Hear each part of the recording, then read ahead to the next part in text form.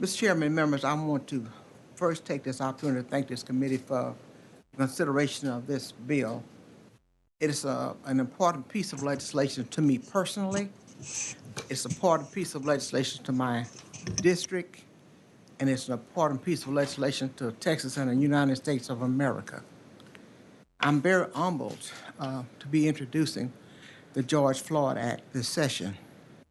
And at the same time, I am profoundly heartbroken that it has taken the nationwide outrage over the murder of a black person, a father, a brother, a son, an uncle, a friend, to insist on meaningful conversations about racial biases and demand accountability for those who are sworn to protect us. And this has been something that many of my colleagues in the legislature who probably will have some comments or testimony on this bill today have been working on for a number of sessions.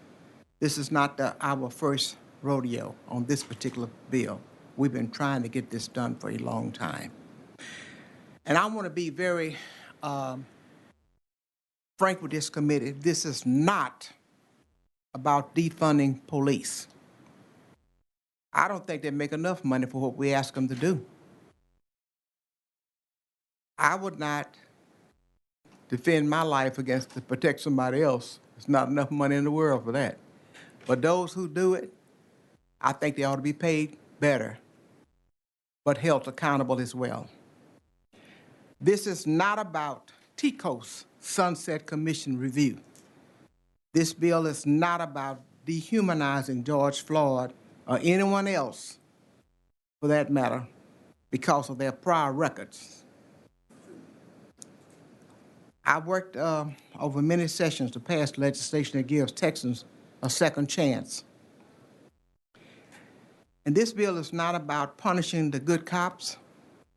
There are many of them out there, and we are thankful for their service. This bill is about preserving the sanctity of life. That I've had the privilege, every session that I've been here, to serve with members of this august body who talks about protecting the sanctity of life. That's what this bill is about. It is about transparency and accountability. And it is about preventing others from abusing the power of the state of Texas, that the state of Texas gives to officers in order to protect our communities across the state. Above all, this bill is about ending systemic racism and remembering when the world watches 8 minutes and 46 seconds.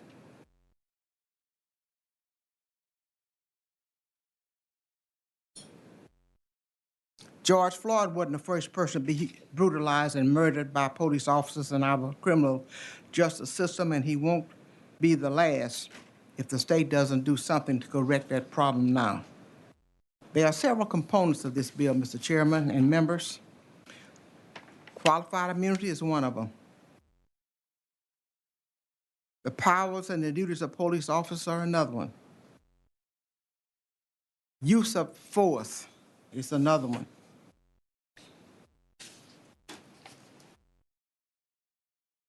The Sandra Bland Act, fine only.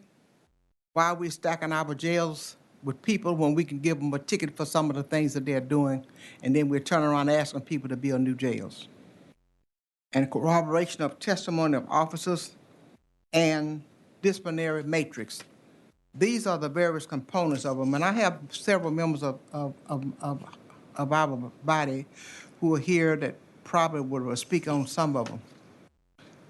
But if a police officer is following the law, and he's doing the policy, and he's staying within the guidelines of his policy, there's no need for qualified immunity. And if an officer is using excessive force, his partner should stop him because there's no need to brutalize a person. We're asking them to enforce the law, not to break the law.